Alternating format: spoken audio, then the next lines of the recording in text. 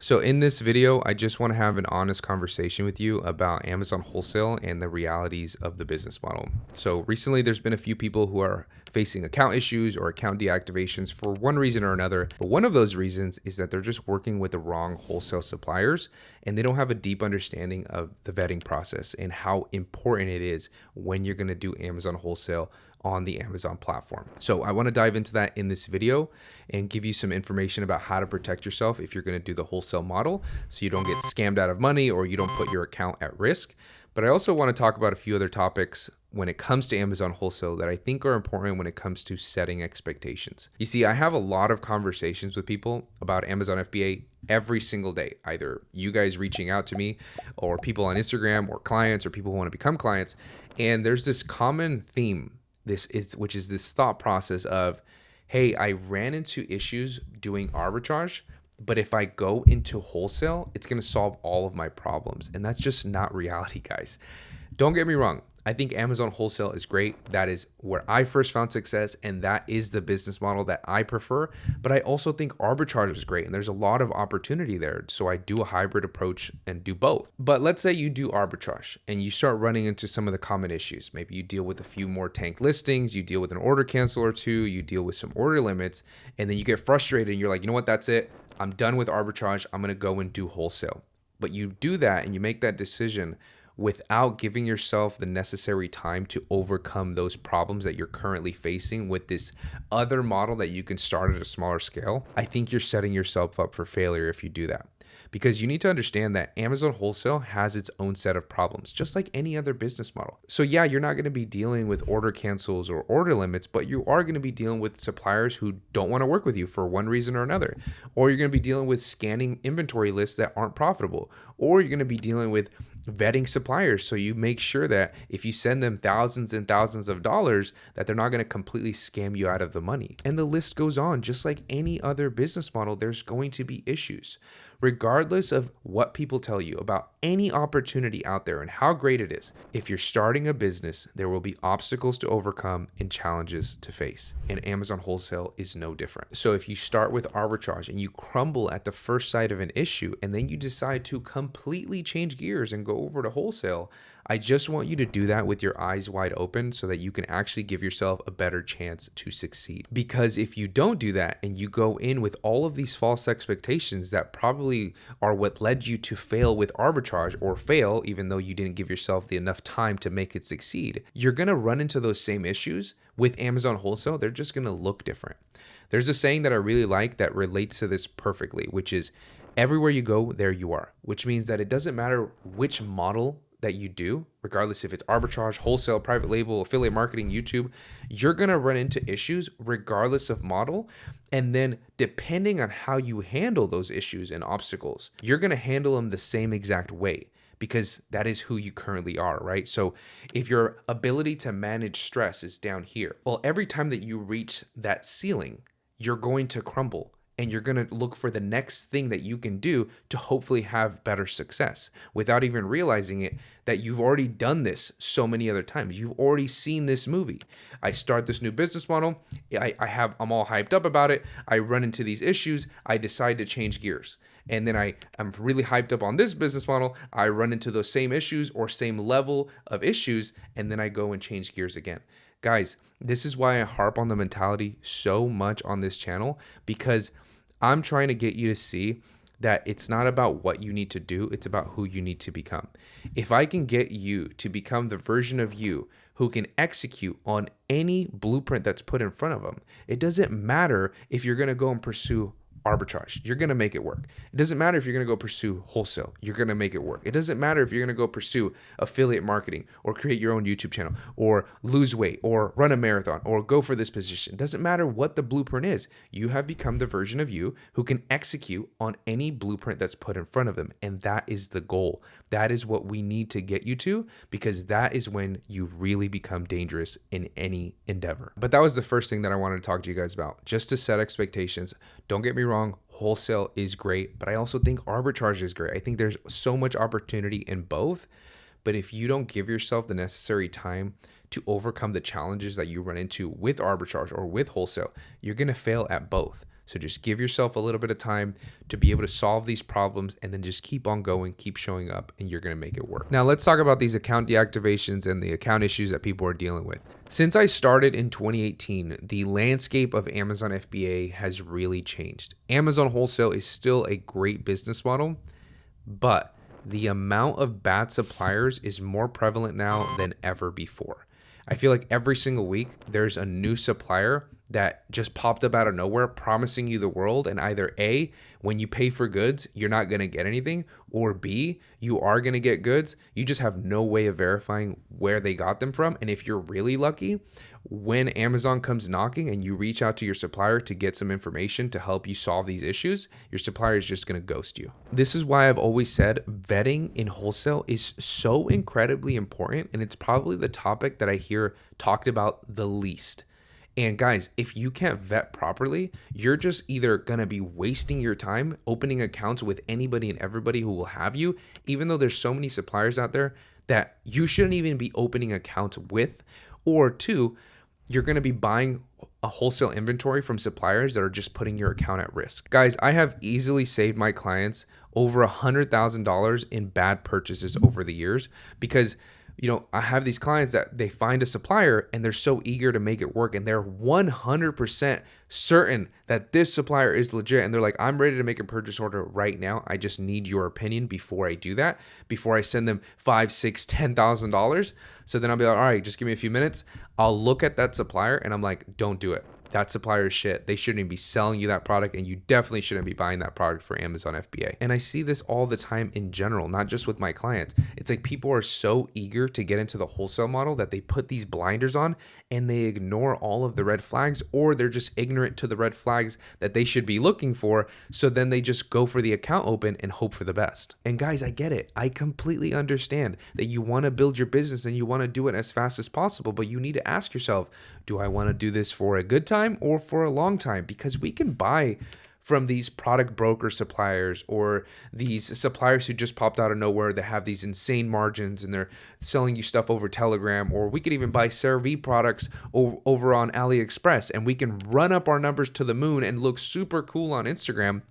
But what happens after you do this for 3 to 6 months and Amazon's like, hey, we have these questions about your inventory and they want to verify your supplier, and then you're going to be like, oh fuck, here's my supplier. He said he was authorized.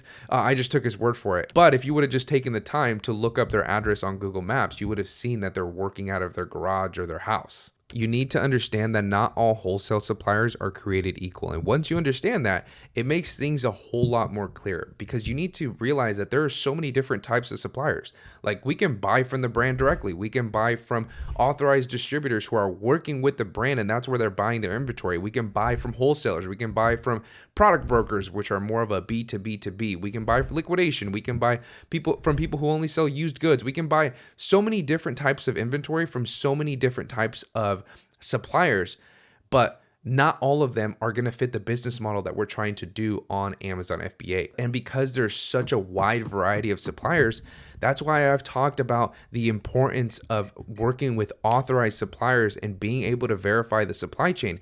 I've been talking about that since 2018, but now more than ever, this is critical. You need to work with authorized suppliers. You need to be able to verify where they're getting their inventory before you buy any inventory from a wholesale supplier. So just remember, you need to vet every single supplier that you're going to potentially work with, and you need to vet them to, one, not only just make sure that they're a legitimate supplier, but also to make sure that it's somebody that we even want to open an account with. Because believe it or not, just because they sell wholesale products doesn't mean that we should go and open an account with them and start working with them. Okay, so just a couple of quick things that will help you kind of spot these red flags. These are red flags that you want to pay attention to hopefully give you this spidey sense to, hey, let me take a deeper look into this supplier before I even contact them, before I even do anything.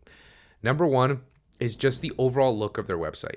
Does this website look like it just popped up overnight? Does this website look like a template that somebody just put up? Does it have a bunch of stock images and stock footage on the actual website? Every time I see like this template style website that looks like somebody could have just thrown it up 5 minutes ago, I always get like this spidey sense like, okay, I need to take a deeper look. And that's what you want. You want to look at a website and you want to look for ways to disqualify them. You want to look for red flags, because then that's going to make you want to take a deeper look. It's kind of like when I do product verifications for my clients. So if my clients are struggling with a product, or they just are unsure, or they just want a second opinion, they will send me the product and then will give me all the information on it. And then I will take a look and I'll tell them yes or no. But I always tell them, I'm like, look, I'm trying to disqualify your product as fast as possible. And the difference between how I do it and how I look at a product and a newer seller is that a newer seller is really trying to reach and justify this purchase of this product. You know, maybe I can overlook this, or maybe I can overlook that, or maybe if the price goes up and if I hold on to it, or if Amazon leaves, or this competitor, or this or that. And I'm like, no, price is too high, competition is spiking, signs of IP, Amazon's dominating the buy box, because you want to be able to disqualify faster so you can look into more inventory.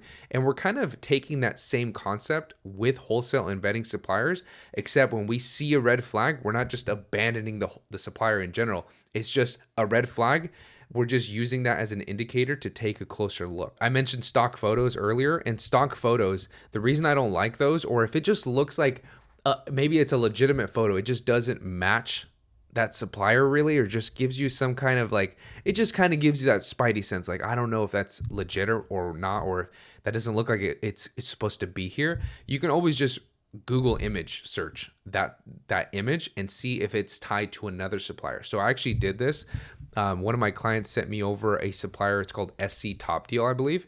And then they had a bunch of images of people working in the warehouse, but it just didn't seem right. It was just such a big operation, and the supplier just seemed like they just popped up out of nowhere. So when I reverse image searched it on Google, it was a real image, but it was for a completely different supplier. So huge red flag. That supplier ended up closing its site down like the next week or so. And luckily my client sent him to me so that he didn't send him any money. So we were all good there. Another thing that you need to look for is location. This one is a no-brainer. It is so good at helping you vet out suppliers, but most people don't even do it. I would say 90% of people don't even look up the location on Google Maps, because most people, they go into wholesale and they're like, oh, this guy does wholesale. He sells Revlon, L'Oreal, Nintendo, CeraVe, and then they just go straight to the account open without doing any vetting whatsoever. But with the location, you simply have to find the address on the website, you plug it into Google Maps, and then you just go from there. Is it a big warehouse that's popping up? Is it a residential area? Is it a storage unit? Is it an empty lot? Or maybe it is a real business. It just has nothing to do with the supplier that you found. So you really want to take your time, plug that information into Google Maps. Even if you see their information on their website and they have like a Google Maps link, make sure you go to the Google Maps and you go to the street view and you actually are able to look at the building, because sometimes they'll just put in a random address to make it seem legit, so that some people will be like, oh no, there's the address, and then they just move on. Guys, this one is a no-brainer. So good for verifying suppliers and making sure they're actually legit. But also, if they don't have any contact information or location, huge red flag. Okay, huge red flag. So just keep that one in mind as well. Another thing that you can do is you can contact them. So if you call them during business hours, are they even answering the phone? How do they answer the phone? Are you asking them the right questions? And what are the answers to those questions? Or are you just going straight for the account open and hoping for the best? The people who are dealing with account deactivations and account issues in general, and they're doing the wholesale model on Amazon, are failing to do these simple things. They're just going and opening an account with anybody and everybody who says that they do wholesale. Remember, guys, we're sending people our money. Not everyone deserves it. Honestly, I think more and more sellers would benefit from a position switch. You see, most of the time, a new seller who's going into wholesale, they come in with this almost like this desperate energy and this overeagerness that I've talked about before, but they have this position that they put themselves in where the supplier is here and they are here. The supplier holds all of the power. And yes, they have inventory. Yes, we need them so that we can build our business. But when you put the supplier on a pedestal up here and you view yourself like you're down here, it makes it so that you have these blinders on and you're more susceptible to just ignore red flags and overlook this issue and that issue. Yeah, man, this doesn't seem right. Man, they said this when I was asking them this question. Yeah, they're kind of their customer service is horrible. Their quality isn't very good. And you're willing to overlook these things because they sell Nintendo, or they sell L'Oreal, or they sell Dove soap, or they sell all of these things. And you need to go into it with more of a stoic, more cautious approach so that you can actually take a step back and have an objective look at this supplier, because it's not like you're going to be a dick to them or anything like that. It's just, instead of seeing them here and you're here, you just kind of meet them, right? So the status game isn't such a big gap like this where you're going to be overlooking all of these things because you're coming in with this desperate energy of hopefully I get my account, hopefully I get this account open, hopefully this, hopefully that. You don't want to do that. Okay. Remember, we're giving them our money. Not everyone deserves it. So just kind of meet them where they are. Be a little bit more cautious, a little bit more stoic, so that you can actually spot these red flags like we talked about in this video. Now, I only covered a few things in this video when it comes to vetting suppliers, but honestly, guys, there's a lot more things that you want to look out for. So because of that, I want you to watch this video next, where I show you how to find suppliers, how to vet suppliers, and how to contact suppliers. But if you're tired of being on the YouTube hamster wheel, bouncing from one video to another, and then your business is not growing whatsoever, I want you to check out that first link in the description, which is my one-on-one mentorship program. That is where I help clients like Mark go from zero to his first 40K month within 14 weeks of doing wholesale. That's also where I help my client Davis go from zero to his first 20K month within 7 weeks of doing arbitrage. And I've just helped hundreds and hundreds of other people as well. But one last thing, my 6-month option is almost full. And once it is full, it will be closed until further notice. So if you want to get in, now is the time to get in. I appreciate you watching this video until the end, and I will see you in the next one.